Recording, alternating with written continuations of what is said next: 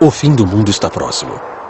Vários arautos do juízo final já previram o fim do mundo. Um desastre cataclísmico de grandes proporções, a vingança de um Deus raivoso que nos pune pelos nossos pecados, ou o resultado da forma desastrosa de um homem lidar com as forças da natureza. Seria bom se pudéssemos ignorar esses profetas dizendo que estão perturbados e que sofrem miseravelmente. Mas infelizmente os arautos estão certos. Um dia o mundo irá acabar. Não é uma questão de ser, e sim de quando e como. Bem-vindos, curiosos amigos, aos últimos estertores do desastre.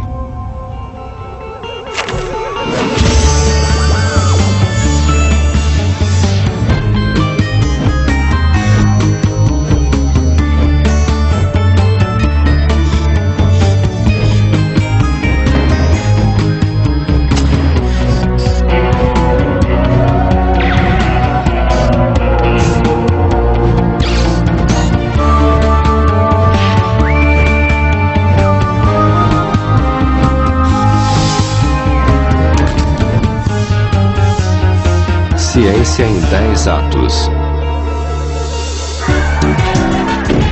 Esse é o assunto favorito entre os escritores de ficção científica e cineastas. Às vezes nada parece mais aterrador do que um apocalipse global cheio de ação. Mas como será que o mundo vai acabar? Hoje examinamos a probabilidade de 10 desastres mundiais acontecerem. Desde robôs maníacos, assassinos e supervulcões, até invasões alienígenas e psicopatas humanos mutantes. Portanto, sente-se, relaxe e aproveite a devastação enquanto começamos a lista de hoje com um golpe certeiro e ardente.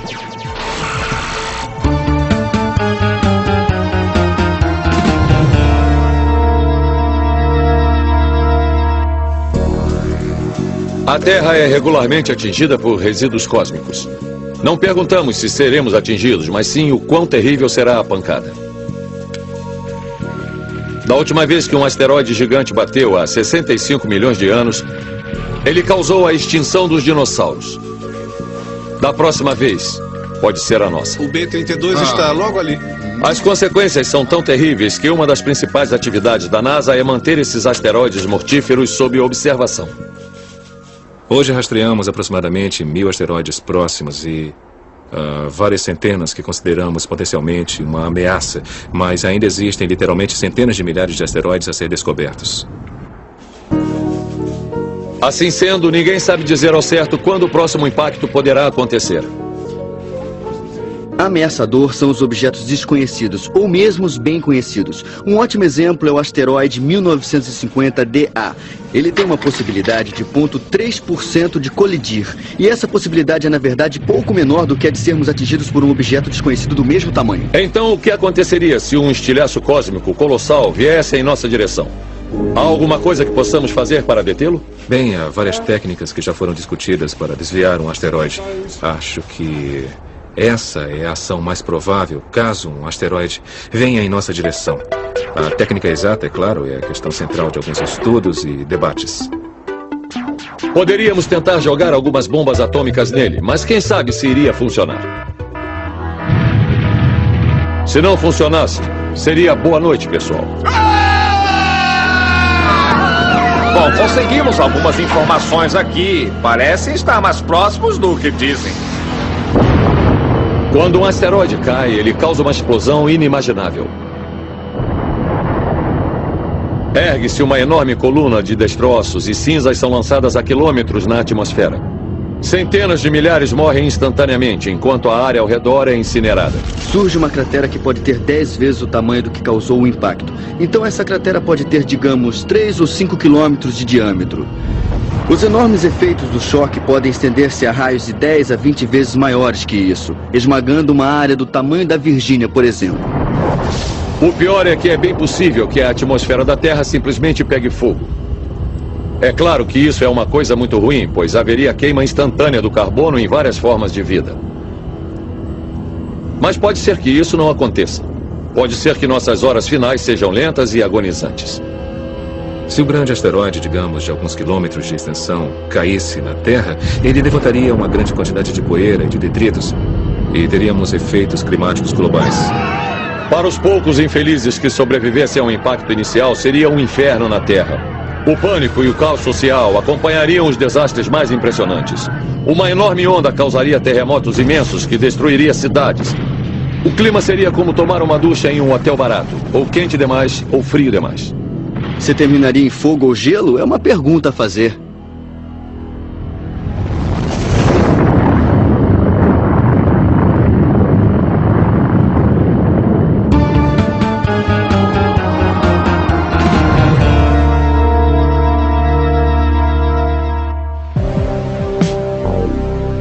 Outro tema favorito da ficção científica é que a humanidade será vítima de exércitos formados por terríveis robôs psicopatas.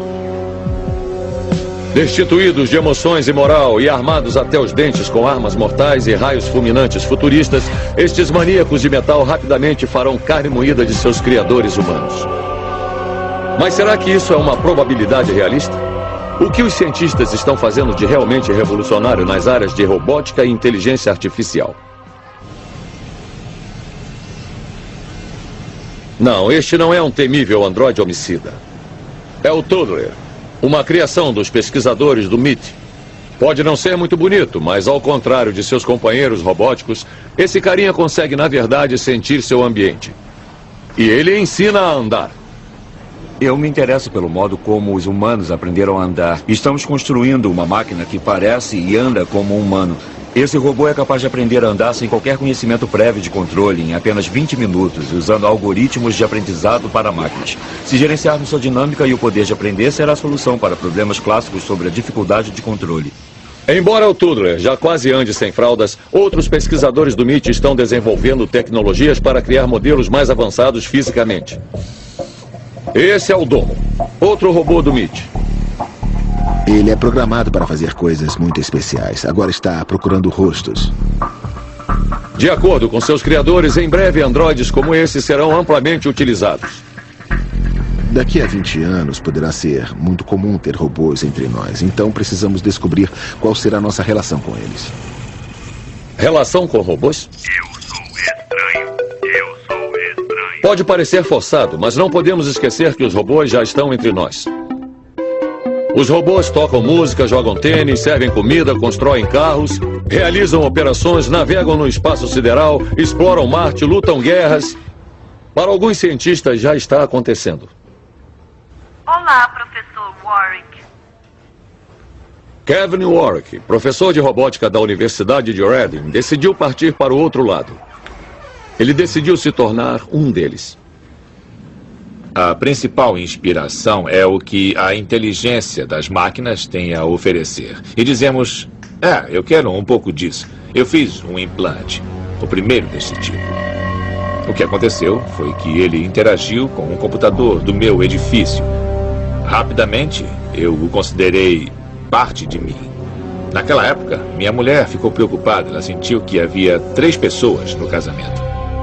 E talvez ela tivesse razão para ficar preocupada. Há um enorme mercado em potencial para robôs do tipo humanoide para ajudar nas tarefas de casa, desde que o robô seja um pouco subserviente.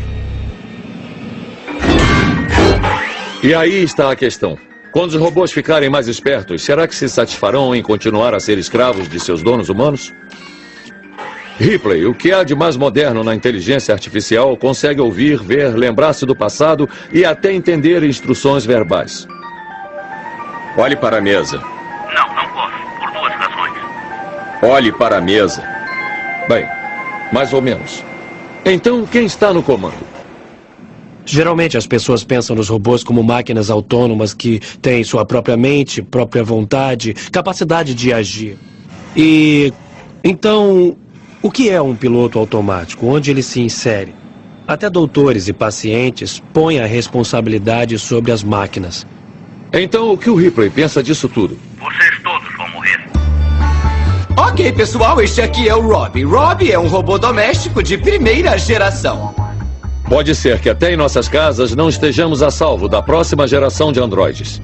Ok, ele é capaz de várias funções dentro de casa. Como vocês podem ver, eu o fiz maior nos ombros e menor na cintura. Não concordam que ele é uma gracinha? Tudo bem, eu controlo o Rob com meu joystick. Rob, querido, você está prontinho, meu amor? Dê tchau para eles. Vamos! Logo, nenhuma casa estará completa sem ter seu próprio robô de ajuda. Projetado para aliviar o peso das tarefas domésticas mais repetitivas. Antes de uma demonstração, alguma pergunta? Sim, doutor. Qual o tamanho do fusível para dar vida à sua criação? Bom, eu usei o fusível de 13 amperes porque valorizamos muito a segurança. Ok, quer se mover em direção à mesa, Rob?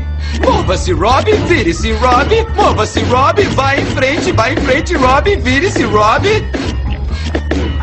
Desde cortar a grama, passar aspirador, até fazer um bolo. Farinha na tigela. Muito bem, Rob. Esses corpos de cachorro doméstico metálicos serão mais rápidos, mais eficientes e incapazes de cometer um erro humano. Vamos colocar leite na tigela, Rob. Colocando leite na tigela. Muito bem, agora umas passas, Rob. Tá bom. Passas dentro. Misture, Rob. Temos que reconhecer, eles serão simplesmente muito mais metódicos e confiáveis do que nós. E como o poder dos microchips continua a duplicar a cada 2 anos, logo eles serão mais espertos do que nós. Tá bem, agora pode parar, Rob. E o que acontecerá? Rob, eu pedi para você parar, não faça isso, Rob, por favor, pare. O que está fazendo? Não, Rob. O que acontecerá quando androides superinteligentes decidirem que eles finalmente se cansaram de receber ordens de seus mestres humanos de cabeça fraca? Rob, por favor, o que está fazendo? O que acontecerá quando os robôs se tornarem maus? Não, Rob! O que pensa que está fazendo? Não faça isso comigo, não, Rob, por favor, não! Será o fim de nossa civilização. Uma vez livres, não haverá poder na Terra capaz de nos salvar desses robôs homicidas e mortíferos. Francamente, um robô que aprende, ou seja, que é autônomo, pode ser perigoso. Eu acho que é muita irresponsabilidade dizer, bom, funcionou até agora, ainda não vimos um robô que mutou, que saiu por aí matando as pessoas. Ou seja, isso simplesmente não vai acontecer. Seria um pesadelo. Sem ligar para emoções como culpa e amor, nada deteria esses maníacos mecânicos. Quando eles saíssem por aí para exterminar toda a vida humana, eles não sentiriam nenhum remorso. Nenhuma moral os deteria. Não haveria nada para guiar esses monstros metálicos, exceto uma lógica severa de completa dominação do mundo. Certamente eu não vou estar entre os humanos que sobrarem. Eu vou estar naquele grupo dos ciborgues. Ah, muito legal. De que lado você está, Kevin? Com esse tipo de atitude é melhor fazermos amizade com a máquina de lavar pratos antes que seja tarde.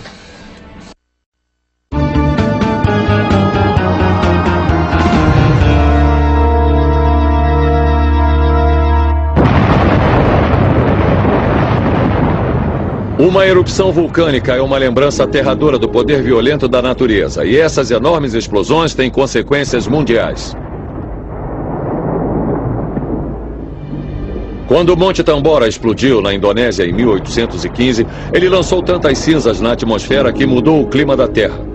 Em 1816 ficou conhecido como o Ano Sem Verão.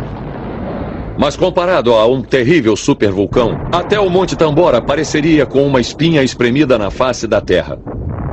Uma supererupção vulcânica é um acontecimento realmente imponente que ainda não presenciamos na civilização moderna. As erupções ocorrem com muito pouca frequência, mas quando ocorrem, elas são realmente enormes. O próximo Armagedon já está muito atrasado. Um vulcão muito conhecido ergue-se hoje no Parque Yellowstone. Ele normalmente entra em erupção a cada 600 mil anos, mas sua última erupção foi há 640 mil anos. Quando ele finalmente explodir, produzirá uma explosão diferente de todas as que já vimos. Aqui na Universidade de Bristol, no oeste da Inglaterra, os pesquisadores realizaram um experimento para analisar o potencial da força explosiva que este vulcão poderá gerar. O magma é armazenado na crosta da Terra em temperaturas que beiram 1000 graus Celsius e a pressão é de várias centenas de atmosferas nas profundidades em que o magma é armazenado. Eles usam pinhões com magma. E a acetona representa o gás que ele contém. Essa mistura é colocada no tubo e presa a um ambiente sob vácuo. Nós descomprimimos o material muito rapidamente. Isso faz com que os gases dissolvidos evaporem da solução de forma muito rápida. Exatamente da mesma forma que acontece em uma explosão numa erupção vulcânica. Veja o que acontece. De repente ele explode. E espere uma coluna de material espumoso no tubo. Essa solução se arrebenta como as rochas vulcânicas durante uma erupção. Agora tente imaginar isso em escala global. Não dá. Será a maior e mais barulhenta explosão da história da humanidade. Enormes rios de lava incinerarão a vida humana a centenas de quilômetros de distância. Muitos mais irão sucumbir a esta mistura mortal de cinzas incandescentes e gases superaquecidos. A cinza é venenosa para os humanos e para os animais. Ela mata a vegetação ao aderir à superfície das plantas. E como se não fosse o suficiente um só supervulcão, quando um explode, todos explodem. Na desolação que sobrará, as crateras continuarão a expelir vapores venenosos e gases tóxicos para a estratosfera da Terra. Sabemos que erupções como a do Krakatoa em 1883 causaram mudanças muito severas do clima. Então, se tivermos uma erupção 100 vezes maior que essas erupções, cobrindo áreas do tamanho de um continente, com uma camada grossa de cinzas vulcânicas, é razoável supor que os efeitos serão de fato muito severos.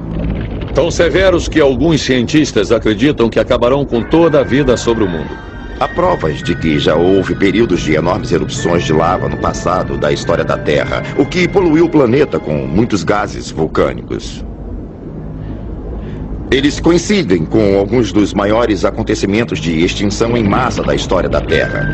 Assim, alguns cientistas acreditam que há uma ligação entre grandes erupções de lava e extinções. Lembre-se, não é uma questão de se, mas de quando.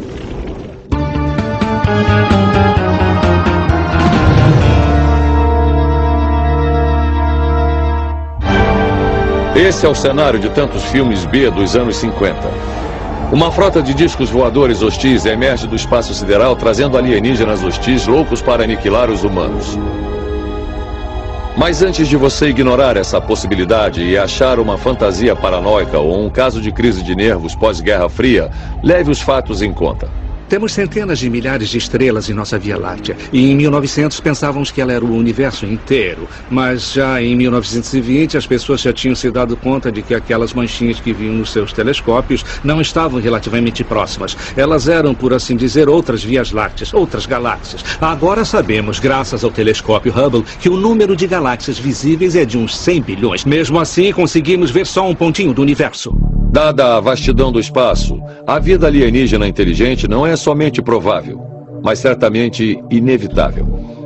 Eu acho que é quase certo que eles estão por aí. No universo visível, os nossos telescópios têm a capacidade de visualizar 100 bilhões de galáxias. Bem, quantas estrelas existem no universo visível? Conte, 100 bilhões vezes 100 bilhões. Você tem que ser incrivelmente arrogante para acreditar que somos os únicos por aqui. Mas mesmo se a vida inteligente existir em outros mundos, será que os alienígenas conseguiriam mesmo cruzar a vastidão do espaço para chegar ao nosso planeta? Para aqueles cientistas que dizem que as distâncias entre as estrelas são grandes demais, que nenhum disco voador ou OVNI poderia nos visitar, eu diria, espere um minuto. As civilizações que podem nos alcançar do espaço sideral não estão 100 anos à nossa frente, mas sim milhares ou milhões de anos à nossa frente. Essa pode ser uma boa razão para uma raça alienígena decidir invadir nosso mundo. Nós cientistas nos demos conta de que o universo está morrendo. Ele está expandindo demais, ele está inchando e daqui a bilhões de trilhões de anos teremos o último dia legal. A Terra congelará, o céu da noite será totalmente escuro e o universo todo mergulhará em um frio absoluto. Só haverá uma única escapatória da morte do universo, que é abandonar o universo. Abandonar o universo? Mesmo que soe como uma loucura, muitos cientistas agora acreditam que há um outro universo, talvez conectado ao nosso pelos buracos negros. E se os alienígenas surgirem destes buracos negros, Não há razão para crer que eles serão amigos. Nos filmes, quando encontramos extraterrestres, eles são sempre mais ou menos do nosso nível. Mas o fato é que se recebermos um sinal do outro mundo, ele virá de uma sociedade que está muito mais adiantada do que a nossa. Esses alienígenas serão muito superiores para meros humanos. Para eles, pareceremos ser pouco mais que uma praga de insetos que deve ser limpa do planeta. Quando você anda por uma estrada do interior e vê um formigueiro, será que você vai até as formigas e diz: eu trouxe bugigangas, trouxe miçangas, trouxe energia nuclear, trouxe tecnologia do DNA, leve-me ao seu líder, ou simplesmente pisa em algumas? E quando a batalha pelo planeta Terra ocorrer, certamente só haverá um resultado possível. Receber visitantes de uma civilização mais avançada geralmente não é tão bom para os visitados. Se eles viessem para cá, eu, pessoalmente, fugiria para as montanhas. O problema é que quando os alienígenas decidirem acabar conosco, pode não haver mais montanhas para onde correr.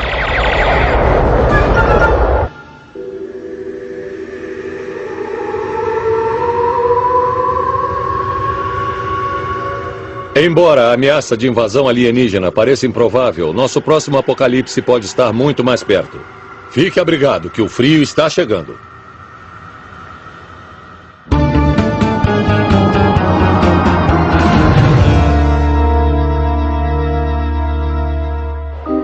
Houve ao menos 8 eras glaciais nos últimos 3/4 de milhão de anos. E era glacial quer dizer não apenas um tempinho meio frio. A próxima pode chegar a qualquer hora. Surpreendentemente, alguns dizem que ela pode até ser desencadeada pelo aquecimento global. As calotas polares árticas estão derretendo hoje, tornando o Atlântico Norte menos salgado. Isso pode ter consequências seríssimas nas grandes correntes dos maiores oceanos do mundo. Os oceanos absorvem calor nos trópicos e as correntes oceânicas transportam esse calor para o norte e para o sul, a grandes latitudes, para a atmosfera. Isso mantém a atmosfera mais quente em grandes latitudes. Se o Atlântico Norte tornar-se menos salgado, ele impedirá a chamada Grande Cadeia Oceânica, ou Corrente do Golfo, que é empurrada pelo movimento de circulação de água salgada densa para baixo. Há uma possibilidade, porque sabemos que isso aconteceu no passado, de que a circulação de fato pare completamente em um período bastante curto, talvez nos próximos 10 ou 20 anos. Isso, é claro, causaria uma mudança repentina e dramática no clima, com consequências terríveis. Pode imaginar o mundo se adaptando ao esperado aquecimento global e, de repente, a mudança do clima ocorrendo em direção oposta? O impacto dessa mudança seria substancial. Substancial mesmo. Isso causaria o congelamento de uma grande parte do hemisfério norte e ficaria assim de 70 a 100 mil anos. Perderíamos colheitas. Depois toda a megafauna morreria. Os humanos inevitavelmente congelariam até se tornar extintos. Eu não diria que há uma boa maneira de morrer, mas a hipotermia provavelmente não é tão ruim quanto você acha que pode ser. O primeiro sintoma é o comportamento irracional, quando fazemos coisas por nenhum motivo aparente mesmo. Depois disso, as pessoas simplesmente param de responder. Elas começam a ter crises incontroláveis de tremedeira e então começam a perder a coordenação e cair. Vêm as dores de cabeça e a visão turva, entram em torpor, desmaiam e entram em coma hipotérmica. Ao menos o Johnny acha que é uma boa maneira de ir. Infelizmente, a única coisa que sobreviverá a essa era glacial global são criaturas minúsculas de que nunca ouvimos falar.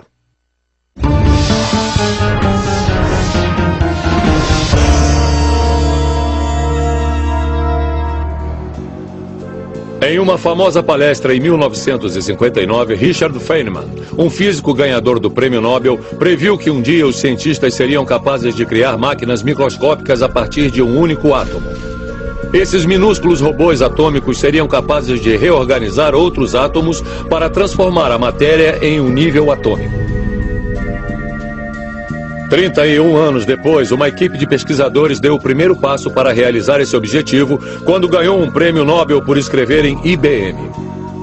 Mas não foi sua sintaxe que impressionou os juízes. Foi o fato de as letras serem formadas por uma organização de 35 átomos únicos. Como parte dessa equipe havia James Gemensky, que hoje é conhecido como um dos principais cientistas do mundo no campo da nanotecnologia. Sua base é uma completa mudança de filosofia. Todos, em todos os campos, de repente se viram olhando para a mesma coisa. O átomo e a base molecular da tecnologia da vida.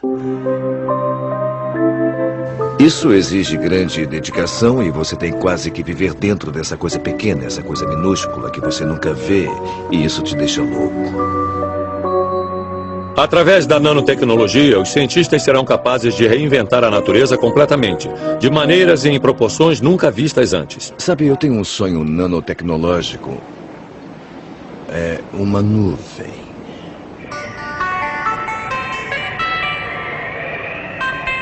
Essa nuvem se move por aí e limpa a sujeira. O monóxido de carbono, ela poderia ser movida à luz do sol, mas a nuvem também poderia ir a algum lugar e chover onde você precisa que chova. E poderia ir até um lago e pegar mais água. Então eu não acho que devamos sempre pensar pequeno na nanotecnologia. Deveríamos pensar grande. Foi o físico Eric Drexler que aventou pela primeira vez em 1986 para os perigos da nanotecnologia em seu livro Máquinas da Criação. Drexler imaginou sistemas de fabricação molecular robótica, ou montadores. Esses nanorobôs poderiam ser programados para realizar todos os tipos de tarefas úteis, como rastrear a corrente sanguínea para dissolver coágulos e eliminar células cancerígenas. Mas os nanorobôs individuais são pequenos demais para serem úteis. Então eles têm que ser programados para sair por aí reunindo átomos para recriarem a si mesmos. Mas depois disso, como iremos pará-los? Logo veremos uma camada de micro-robôs consumindo toda a matéria em seu caminho e modificando-a, produzindo ainda mais nanorobôs. Olha isso, que coisa absurda! Logo, toda a matéria carbônica será transformada em uma gosma cinza. E essa não é a única coisa preocupante. Sabemos que se você pegar um pedaço de tecido, digamos, verde, e encolhermos mais e mais, ele muda de cor. Modifica quimicamente. Então, se olhar num livro e ele disser que não é tóxico, não significa que quando estiver numa escala nanométrica não será tóxico. É diferente das coisas no passado, quando fazíamos uma coisa e falávamos, opa, uma vez feito, ele fica por aí.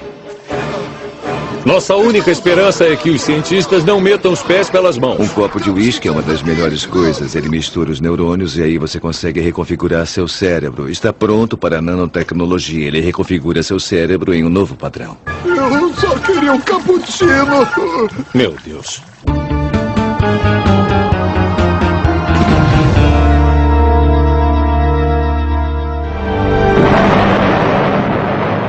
EGA. Sigla para extermínio garantido de ambos.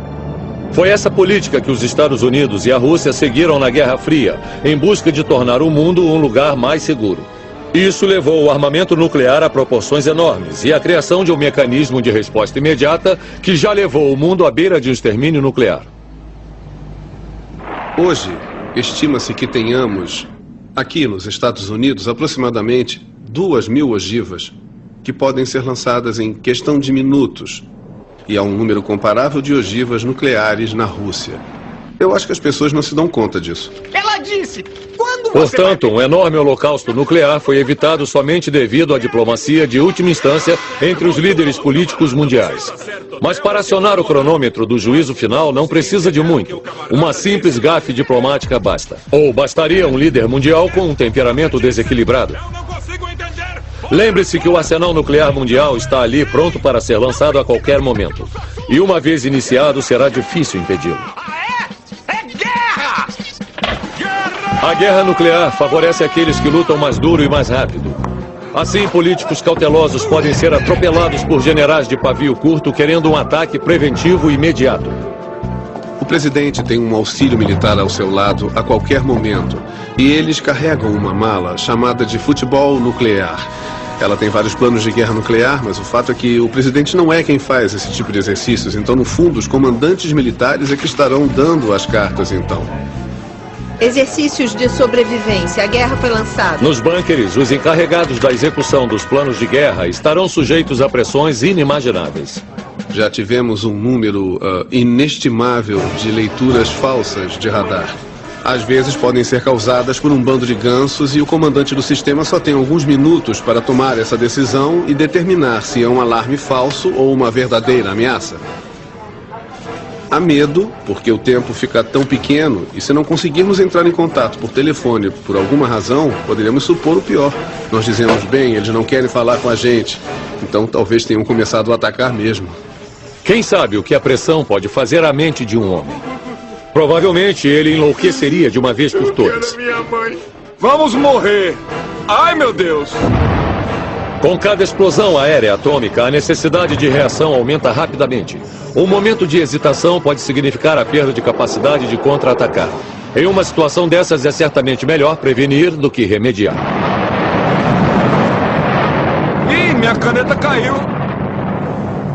Aqueles que sobrevivessem em bunkers nucleares eventualmente presenciariam um novo mundo terrível.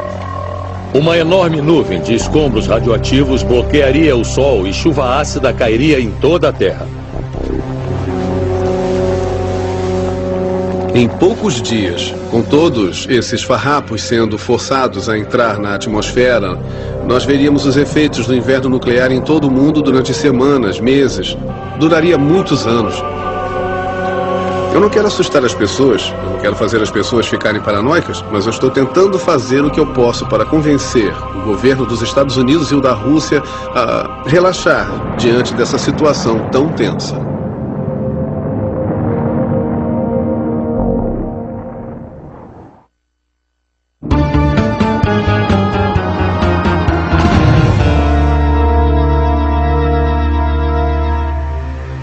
As epidemias sempre trazem a ameaça do apocalipse global. No século XIV, a peste negra quase dizimou metade da população da Europa. Qualquer suposição de que a medicina moderna nos protegerá de um destino tão fatal no futuro é só um sonho. Há 20, 30 anos, todo mundo pensava que essa cambada estava exterminada.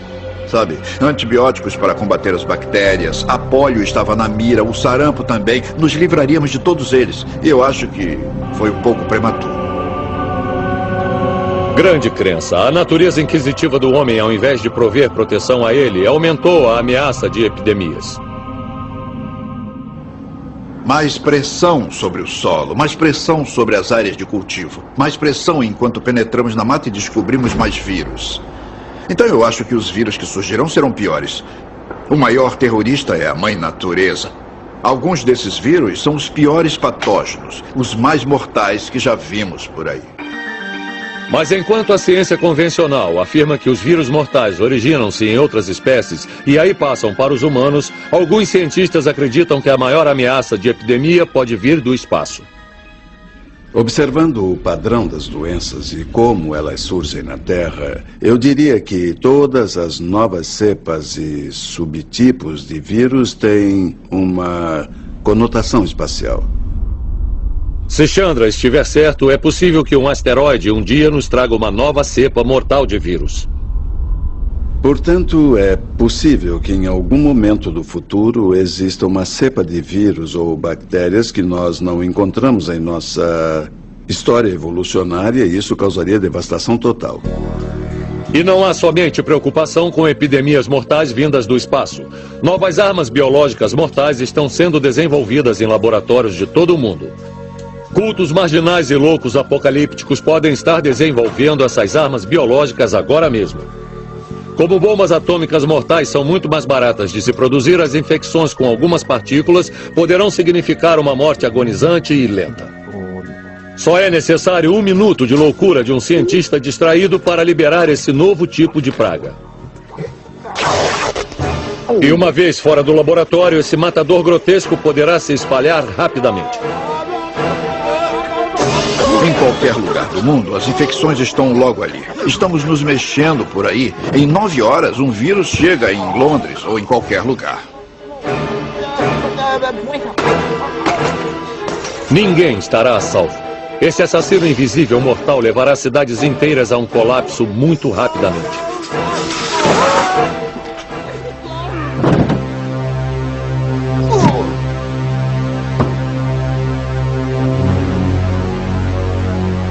Há duas características de um vírus que observamos. A primeira é qual é o período de incubação. Ele é o tempo entre pegar a infecção e os sintomas começarem a aparecer. A outra coisa que observamos é chamada de número reprodutivo. Esse número é basicamente quantas pessoas ficaram infectadas por uma pessoa com aquele vírus. Se o número reprodutivo é alto e um curto período de incubação, então temos um problema nas mãos. Essa praga monstruosa nos trará a morte em uma escala sem precedentes. A economia entrará em colapso, o sistema médico não dará conta e ninguém escapará de uma morte horrenda.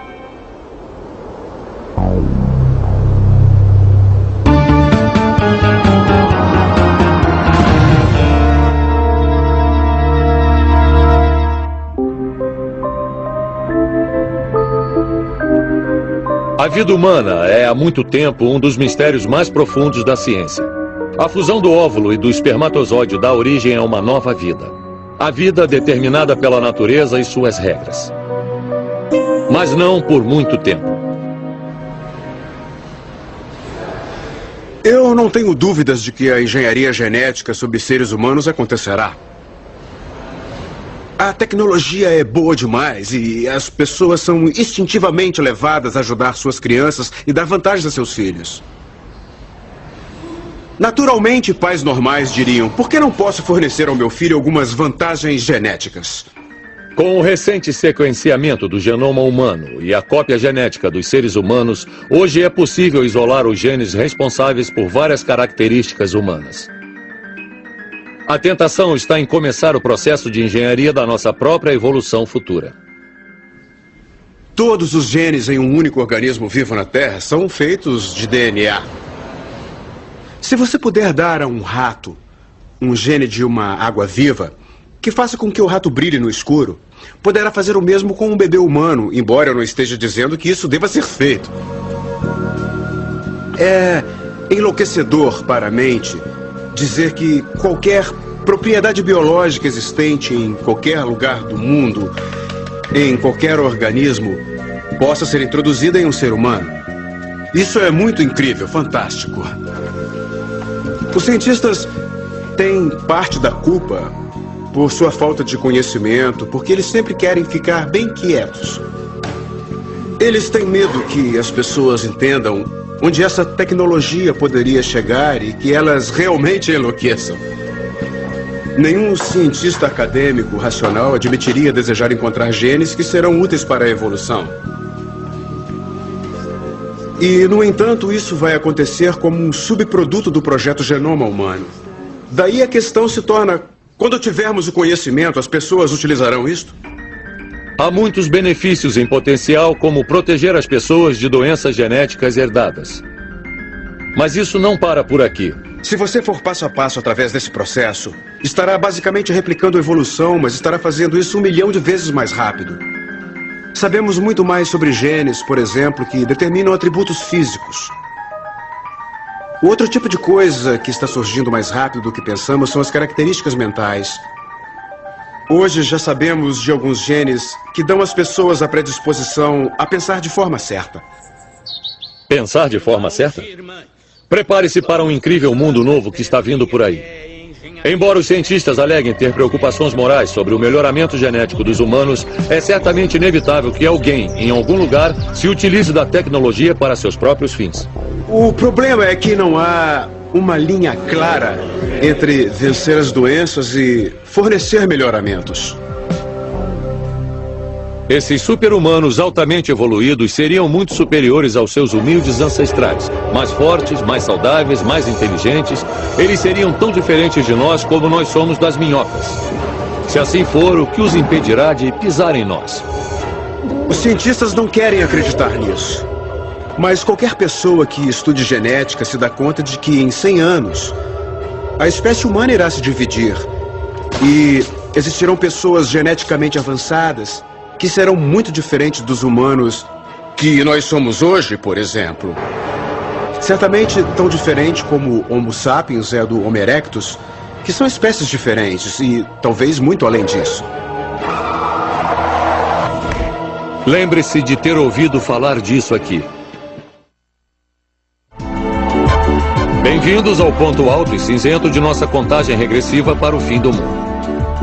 Antes de revelarmos a catástrofe mundial mais desastrosa, vamos recordar os apocalipses de nossa lista. Em 10º, o quente é com certeza a pancada do asteroide no dia do juízo final. Em 9º, fazendo barulho de lata, os robôs herdam a Terra. Explodindo em 8º está o supervulcão. Em 7º estão as armas de raio dos alienígenas. E em 6º, sentimos a mão fria da morte no grande congelamento. Em 5º, uma gosma cinza comedora de matéria. Em 4º, nos autodestruímos com a guerra mundial. Em 3º, lenta e dolorosamente a epidemia espacial. E em 2º, aquelas crianças assustadoras. Então aí está, amantes do apocalipse. Agora é hora de revelar nosso desastre global número 1. Primeiro lugar. O mundo tem girado tranquilamente em seu eixo há milhões de anos, mas isso não é razão para ficar complacente. Porque até um pequeno realinhamento do eixo da Terra poderia ter consequências desastrosas. A razão pela qual a Terra e os outros planetas giram ao redor do Sol é basicamente que eles se condensaram de um disco giratório de gases e poeira há aproximadamente 4,6 bilhões de anos. A Terra é mantida em órbita pelo equilíbrio de forças. A força da gravidade do Sol e o empuxo da força centrífuga. Com a exceção de Mercúrio, todos os planetas em nosso sistema solar são inclinados em um eixo. E é isso que determina as mudanças de estações. Urano, no entanto, é inclinado de lado, o que ocorreu devido a uma colisão com um asteroide colossal há algum tempo. Se você imaginasse um giroscópio girando e girando e a dificuldade que teria em tentar forçar essa ponta, veria que precisa de uma quantidade enorme de energia para inclinar um corpo como Urano. Então, o que aconteceria se a Terra sofresse um impacto desse tipo? Suponhamos que não fôssemos amassados como fruta madura. É possível que todo o nosso planeta entrasse em um novo eixo, ou que fosse catapultado em direção ao Sol. Se fornecer bastante energia, é possível mudar a energia da órbita igual à variação da órbita dos cometas, de circular a elíptica à hiperbólica, se houver energia suficiente. É uma hipérbole que poderá escapar. Uma colisão assim quebraria em pedacinhos a substância de nosso microcosmos delicado, causando uma devastação de magnitude verdadeiramente superior. Tá muito quente aqui, a Terra tá girando sem controle em direção ao Sol. Seria a maior manchete da história dos jornais. Os jornalistas do mundo inteiro fariam hora extra. Lembre-se que até o mínimo desvio na órbita do planeta em direção ao Sol levaria o planeta a um superaquecimento lento. A teoria científica logo levaria a um terror generalizado quando as consequências de um desastre desses aparecessem. Este lenço está encharcado de suor, mas acreditem, minha cueca está muito pior. Sim, haveria enormes consequências no clima e até na órbita da Lua. Também a orientação do campo magnético causaria efeitos enormes nas marés e, é claro, as estações que também estão relacionadas ao clima e com a posição ao redor do Sol também. Portanto, seriam acontecimentos terríveis. As calotas polares derreteriam em dias, causando enormes enchentes. Terremotos e grandes erupções vulcânicas rasgariam a superfície da Terra em pedaços. Tudo o que restaria para aqueles que ficassem seria escrever a manchete para a edição final do Planeta Diário. Porque amanhã não haveria nenhum planeta. Eventualmente, toda a vida sobre a Terra se tornaria uma pilha fumegante de cinzas e brasas. O cosmos, como o conhecemos, seria reduzido novamente a uma massa amorfa de matéria acidental. E após isso já não haveria mais nada. Zero. Nulo. E o triste final de um lindo experimento.